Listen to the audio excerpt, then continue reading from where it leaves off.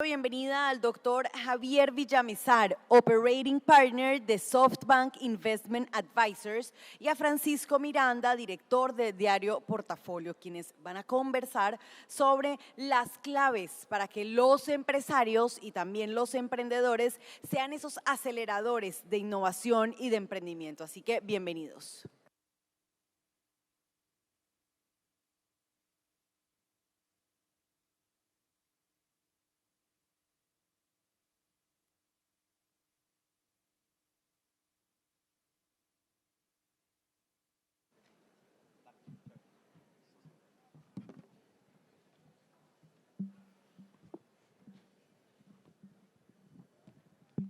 Buenas tardes a todos. Soy Francisco Miranda, director del Diario Portafolio, y quiero darles la bienvenida a este conversatorio con Javier Villamizar, claves para empresarios y emprendedores como aceleradores de la innovación y el emprendimiento. Gracias a Brooke McMaster, presidente de la ANDI, por esta invitación, y a Carlos Ignacio Gallego, presidente de la Junta Directiva de la ANDI, también por esa invitación. Bueno, entremos en materia, tenemos 20 minutos. Y tengo aquí a Javier Villamizar, él es Operating Partner en SoftBank.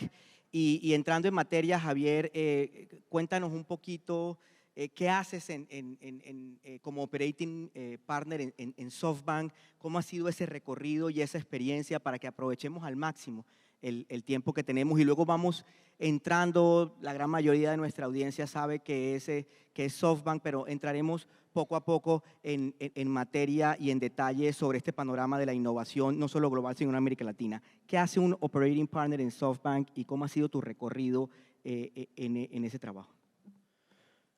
Pues muchas gracias, Francisco, muchas gracias a Bruce, Carlos Ignacio por la invitación. Primero que todo, es un honor y un placer estar aquí en este evento tan espectacular que reúne obviamente la industria de nuestro país en este momento tan coyuntural que vive nuestro país.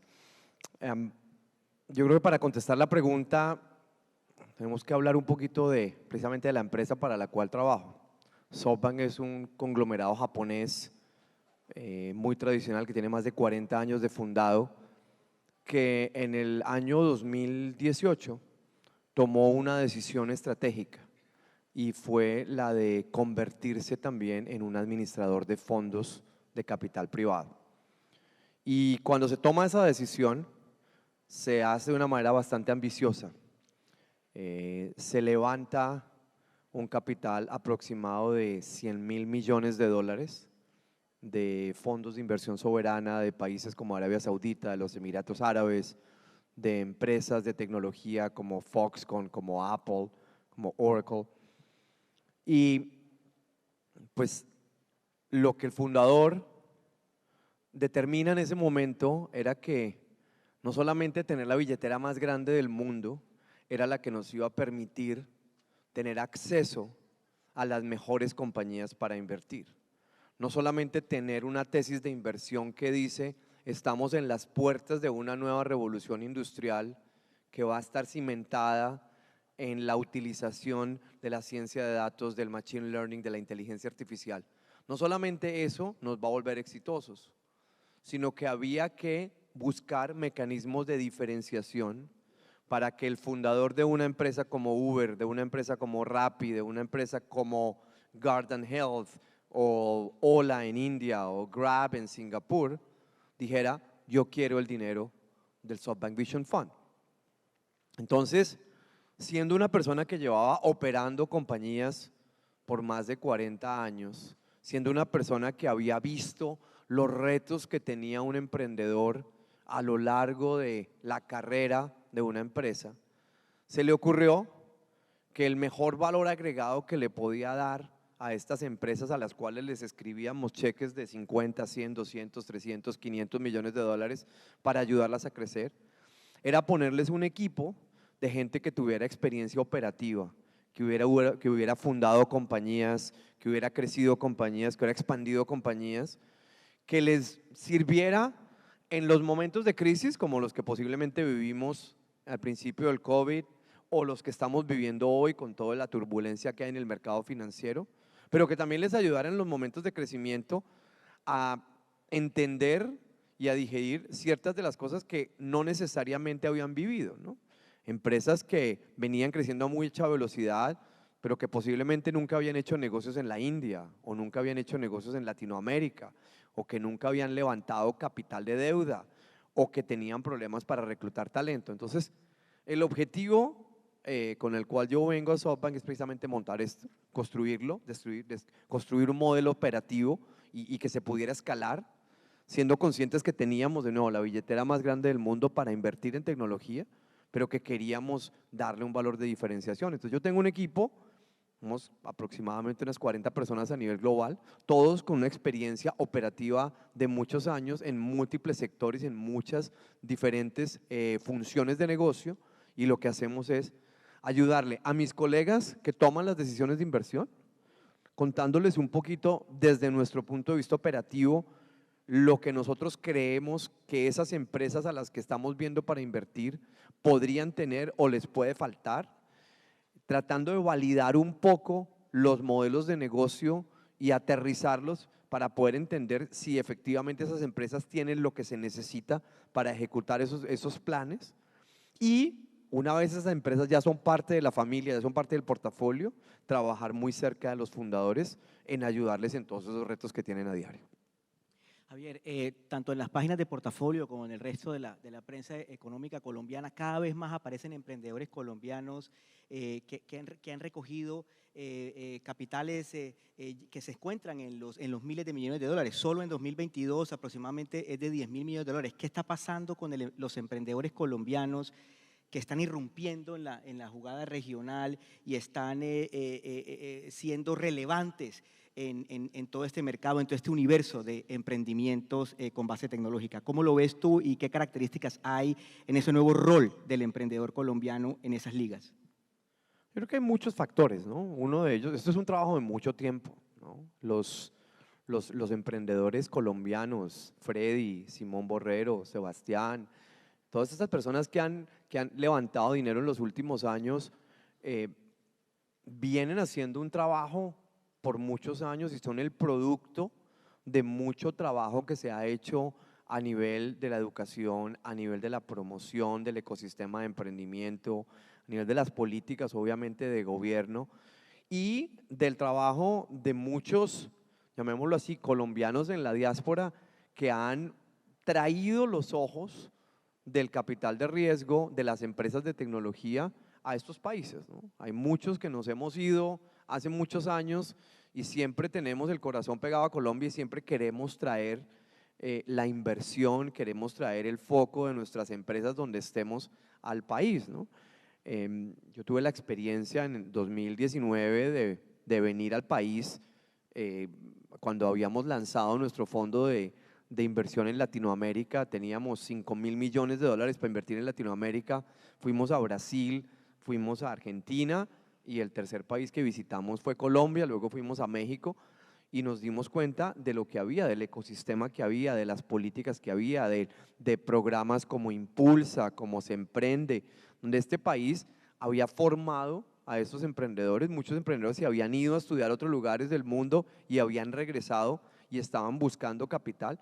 Yo creo que ese foco que se le dio particularmente a Colombia en los últimos 4 años de ser un país de emprendedores, trajo los ojos, vino Sequoia, vino Andreessen, vinieron todos estos fondos, vino Tiger y empezaron a escribir cheques y se dieron cuenta que esas empresas tenían el potencial de crecer. También se cambió un poquito la percepción de que en Colombia no íbamos a encontrar, no sé, posiblemente la siguiente cura del cáncer, ni siquiera, ni cómo vamos a llegar a Marte. No había ese tipo de tecnologías precisamente porque no había los recursos para apoyar la investigación ahí, pero había emprendedores que tenían una claridad mental de qué modelos de negocio resolvían los problemas de estos mercados. Entonces, era gente que se estaba dando cuenta de que yo tenía problemas para ordenar comida, de que yo tenía problemas para transportarme, de que yo tenía problemas para pedir crédito, para entrar a un banco. Ese tipo de problemas muy nuestros, estos emprendedores los detectaron y dijeron, la tecnología me permite resolverlos. No se inventaron la rueda, no se inventaron, como digo yo, el cohete para ir a Marte, simplemente agarraron modelos de negocio, ideas de plataformas tecnológicas que ya posiblemente existían en mercados sofisticados del primer mundo y lo que hicieron fue tropicalizarlas, repetirlas y ajustarlas a nuestras necesidades. También se dieron cuenta de cosas que pasaban aquí que en mercados sofisticados no existían como problemas y buscaron cómo la tecnología les ayudaba a resolverlos. Has identificado una de esas características, la característica de los emprendedores e innovadores colombianos de tomar esos problemas del mercado y resolverlos, y el conocimiento local de esas necesidades. Tras haber trabajado con cientos de emprendedores, de innovadores alrededor de América Latina, ¿qué otras características tiene ese ADN innovador? ¿Qué otros aspectos podría tener ese emprendedor innovador que te has topado tú y que luego han desarrollado todas estas empresas exitosas y luego han repetido también en otra serie de innovaciones? ¿Qué características debería tener? Yo pienso que cuando nosotros miramos compañías en diferentes etapas de crecimiento, que la característica más importante, más allá de la innovación y más allá del querer innovar y generar disrupción, realmente es la ambición. Y es un nivel de ambición por encima del promedio. Cuando uno mira a esos emprendedores increíblemente exitosos hoy en día, aquí como en otros lugares del mundo, esa característica principal es como dice uno en inglés, they don't take no for an answer. O sea, ellos no aceptan el no como la respuesta. Ellos en su cabeza son capaces de simplificar la complejidad de un problema y pensar en la solución y pensar que en algún momento lo van a poder resolver. Eso los hace muy diferentes. Esa parte genética que tienen, que dicen, yo realmente no tengo ni idea cómo lo voy a hacer, pero quiero resolver este problema y me voy a lanzar a resolver el problema. Muchas de las personas aquí y en otros lugares que no han sido emprendedores en su carrera, no es porque no han nacido con eso, no es porque no han tenido la oportunidad, es porque seguramente no han tenido la ambición y esa, no sabría decirlo, sino como esa falta de miedo a saltar al vacío. Emprender es saltar al vacío. Emprender es decir, quiero conseguir esto, quiero lograrlo, voy a empezar por algo y vamos a ver cómo me va, porque pues no tengo todo resuelto. Lo que describes que ha venido sucediendo pues, en los últimos 5 años, 10 años, ha resuelto esa idea de que no se emprendía exitosamente porque faltaba financiación, porque faltaba dinero. Entonces llegamos a ese dilema y otros dicen, no, falta ambición o falta visión. ¿Qué opinas tú de esa dicotomía, de esa disyuntiva? Financiación, esa ambición, ¿qué nos falta para tener muchos más emprendedores innovadores exitosos en Colombia? Puede sonar controversial, pero yo no creo que hoy falte dinero.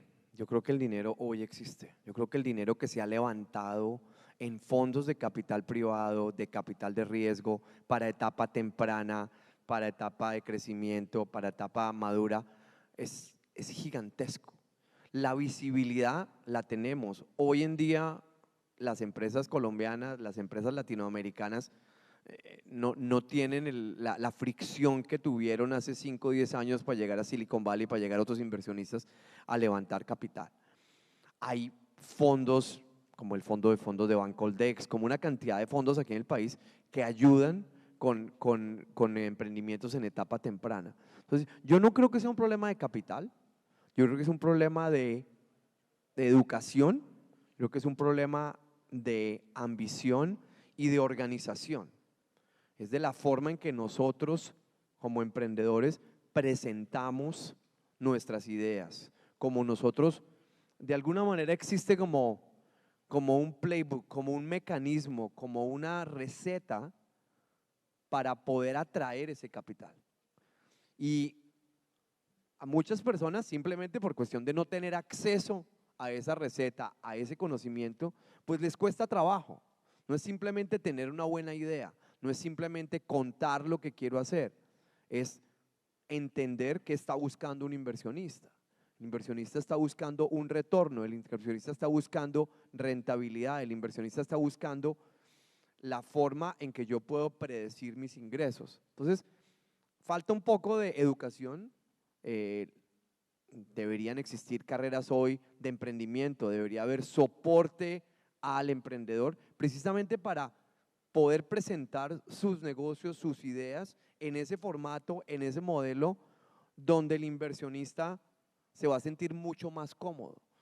A nosotros nos ha pasado que hemos visto ideas interesantes, buenísimas, pero tristemente las dejamos pasar porque no vemos claridad en la forma en que se articulan. Entonces, no me interesa a mí invertir hoy en una empresa que tiene estas características, porque la siguiente vez que va a tener que levantar capital y va a tener que hablar con otros inversionistas, de pronto no van a poder expresar las cosas de la manera correcta y no van a poder tener la oportunidad de volver a levantar dinero. Entonces, es un tema bien importante, el tema de entender cómo presentar una empresa. Hay otro tema que yo mencioné hoy en un almuerzo que teníamos y suena de alguna manera superfluo o de pronto desconectado, pero desde el punto de vista educativo, el tema del inglés, por ejemplo, en Colombia, es un problema que no se ha resuelto. Nosotros vemos en muchos casos empresas muy interesantes, emprendedores con buenos negocios, presentándolos bien, pero les cuesta muchísimo trabajo expresarse en inglés.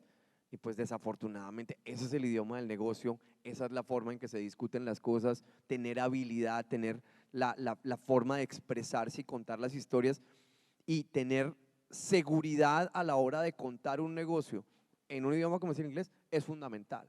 Entonces, si uno mira la gente que ha podido navegar esos lugares como Silicon Valley, como otros lugares donde hay mucho capital de riesgo, es porque han podido expresarlo, han podido convencer de la misma manera que lo harían en el lenguaje nativo. Nos queda espacio solo para una pregunta final y quiero dedicarla a uno de los actores que pasa desapercibido en este ecosistema de emprendedores y de innovadores, especialmente en tecnología, que es el papel del Estado, Javier. El papel del Estado en tu experiencia, en tu recorrido, ¿cuál debería ser el papel de las políticas públicas del Estado en estimular o en incentivar de una u otra manera el ecosistema de emprendimiento, los emprendedores y la innovación con base tecnológica en un país como Colombia?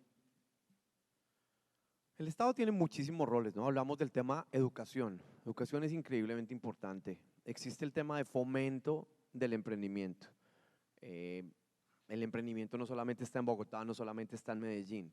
El emprendimiento está en todo el país. Entonces, que la política pública permita que ese entrenamiento, que esa educación, que esos modelos exitosos que ya existen, pues lleguen a otras poblaciones. Eso tristemente tiene que ser una política de Estado, ¿no? O sea, tiene que ser el Estado el que de alguna manera impulse la llegada de este fomento a las diferentes regiones.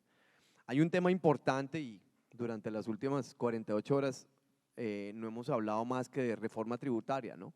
El tema tributario es importante. Si uno está tratando de fomentar un sector de la industria, pues es importante que la parte fiscal ayude, ¿de acuerdo? Hoy hay, no sé, para los que son amantes de Twitter, hoy hay toda una revolución en Twitter hablando sobre qué va a pasar con un emprendedor que levanta 100, 200 millones de dólares, pues que no son de él, simplemente son de la empresa, y que él tiene un porcentaje de la empresa. ¿Qué va a pasar cuando la DIAN le mande una factura por impuesto al patrimonio, donde este señor es absolutamente no líquido? ¿Sí? No sé cuál es la situación de Freddy o de Simón o de todos estos emprendedores colombianos que han levantado dinero, pero estoy seguro que la mayoría de ellos no tienen liquidez. ¿Sí? Cuando salen los titulares en el periódico, y de pronto el caso de David Vélez es un caso particular porque pues al final las acciones de la empresa ya negocian en bolsa, pero estoy seguro que David no puede llegar y coger todas sus acciones de Nubank y salir a venderlas mañana por 1000 razones, ¿no? Entonces, si le van a llegar a un emprendedor con un tema fiscal que no puede pagar, pues inmediatamente se genera un desincentivo al emprendimiento. Entonces, la política fiscal es fundamental, ¿no? Es cómo le permito al emprendimiento crecer, ¿no? Los emprendimientos en tecnología. Siempre hemos hablado, y yo siempre he sido un defensor de cómo las políticas de gobierno tienen que crear estos espacios para la tecnología que la regulación no tiene. ¿Sí? La regulación siempre va 1 año, 2 años, 5 años más atrás de la tecnología. Entonces, es una labor de política de Estado abrir espacios, ¿no? Los sandbox famosos de fintech, de cripto, donde, listo, no vamos a legalizar esto todavía, no lo vamos a volver de adopción masiva, pero vamos a dejar que algunas empresas, que emprendedores que tienen una idea, puedan experimentar con el sistema financiero, con el sistema de salud, de manera que estos emprendimientos puedan crecer. Muchos emprendimientos se mueren en muchos países simplemente porque regulatoriamente es imposible hacerlos operar. ¿Sí? Hay espacios donde los emprendedores se toman unos riesgos gigantescos para poder operar, para tratar de hacerle hacks al sistema regulatorio, ¿no? No sé cuál es el estado de las plataformas de transporte compartido en Colombia hoy, pero yo creo que eso lleva 5 años tratando de pasar por regulación y todavía no existe algo formal que ponga unas reglas de juego iguales para todos. Entonces, si eso pasa con algo tan simple como conectar a una persona que quiere ir de un punto A a un punto B con alguien que tiene un carro y lo puede poner a funcionar, imaginémonos temas mucho más complejos en la parte, como digo, financiera o de salud. Entonces, ahí el Estado juega un papel muy importante y es abrir esos espacios donde podamos fomentar el emprendimiento. Otra vez, hablamos de capital al principio, yo creo que el capital es el menor de los problemas, realmente es esos espacios de fomento y esos espacios de apertura para que los emprendimientos puedan crecer. Javier, cerremos esta sesión, ya se nos agotó el tiempo, con un mensaje a la comunidad de Andy del Futuro, a los emprendedores que están aquí en este auditorio. Con tu trayectoria y tu experiencia, ¿qué le dirías? Personas que están comenzando, que están trabajando, que tienen esa visión. Un mensaje final, ¿qué les dirías a ellos? ¿Qué consejo les dirías? Yo no sé un consejo, pero yo sí animaría a todos los que están emprendiendo, quieren emprender, son empresarios y en algún momento quieren volver a emprender y hacer otras cosas, a decirles que la oportunidad es increíblemente grande. Los problemas básicos que nosotros por vivir en este tercer mundo sufrimos están muy lejos de ser resueltos. Y particularmente la tecnología es un vehículo para resolvernos, ¿no? Los niveles de bancarización, los niveles de acceso al crédito, los niveles de acceso a mecanismos de salud, hoy todavía son increíblemente bajos, ¿no? Hoy, yo lo decía ayer, el COVID nos trajo cosas malísimas y perdimos un montón de gente y tuvimos cosas graves que todavía estamos viviendo, pero gracias al COVID hay muchas personas que hoy pueden ir al doctor porque lo pueden llamar por teléfono y tener una videoconferencia. Entonces, ese tipo de cosas no tenemos que esperar a que pasen situaciones catastróficas como esas para que pasen, sino tenemos que buscar cómo, usando tecnología, innovemos, llevemos a que esos servicios básicos, esos problemas simples que tenemos, se resuelvan, porque las soluciones existen. Muchas veces no las resolvemos simplemente porque no tenemos la presión para hacerlas. Entonces yo sí quiero darle el ánimo a la gente de sentarse, de tomar ese riesgo, de tener esa ambición de resolver esos problemas y de seguir para adelante empujando el emprendimiento. Muchas gracias, Javier Villamizar, Operating Partner de SoftBank Vision Fund, por darnos claves a empresarios, a emprendedores, como aceleradores de la innovación y también del emprendimiento en Colombia. Muchas gracias. Gracias a todos por su atención. Gracias a todos.